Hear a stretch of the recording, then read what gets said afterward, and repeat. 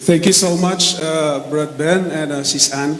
Actually, a little bit of tears fall.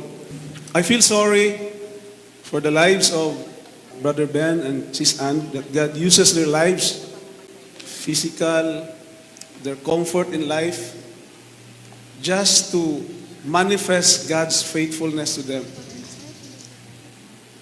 Personally, I feel honored and blessed today with the testimonies that I've heard from them.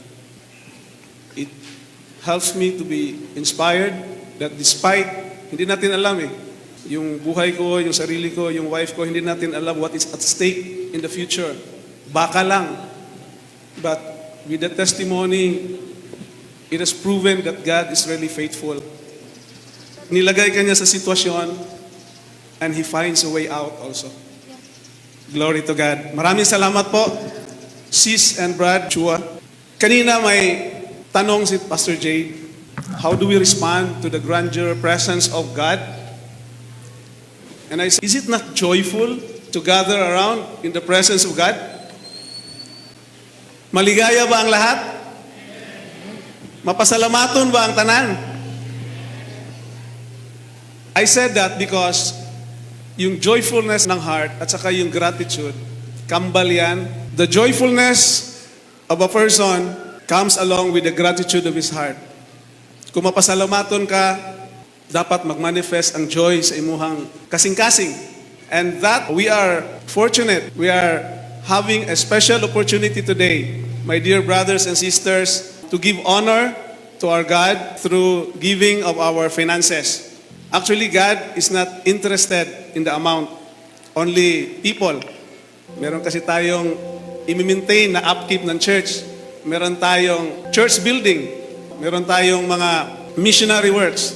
But truly, God is interested to see our hearts and our attitude in which we give. Ang sabi ng Apostle Paul sa 2 Corinthians chapter 9 verse 7, sabi niya, each of you should give what you have decided in your heart to give. Not reluctantly or under compulsion, for God loves a cheerful giver. Alam niyo mga kapatid, kung ano mang size ng body natin, maliit, malaki man tayo, God is seeing your hearts today. So let us not give out of obligation, but out of our hearts filled with gratitude. So tinatawagan ko po ang ating mga deacon, si Brother Warren, si Brother Wilmer, Brother Jeboy, and Brother Jason to facilitate the offering. Pwede na po tayo mag-start.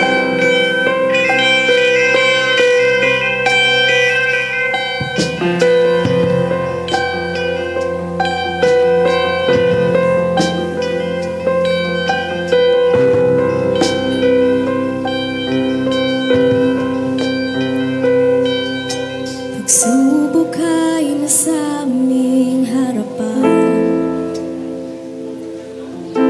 lakas mo ay dama sa kahinaan.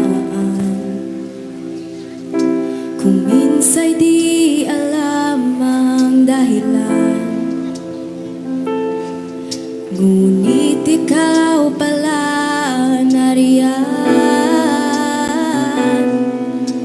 Ika'y ligayang di mapantayan.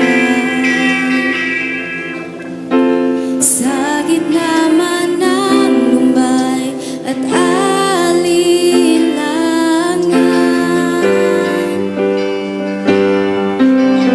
oh Panginoon, ang pag-ibig mo'y higit sa kayang ibigay nung mundo.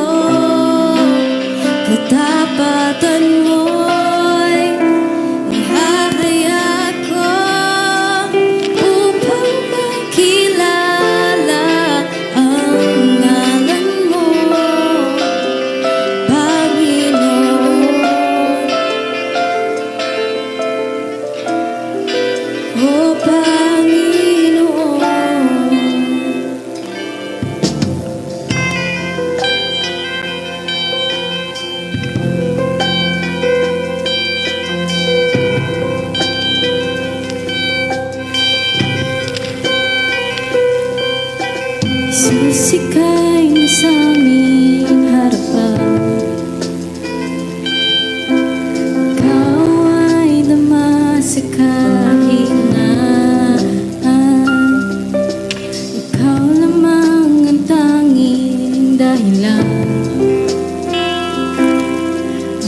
iyong presensya laging nariyan. Ika'y ligayang di mapantayan. Sa gitna man ng lumbay at alinlangan.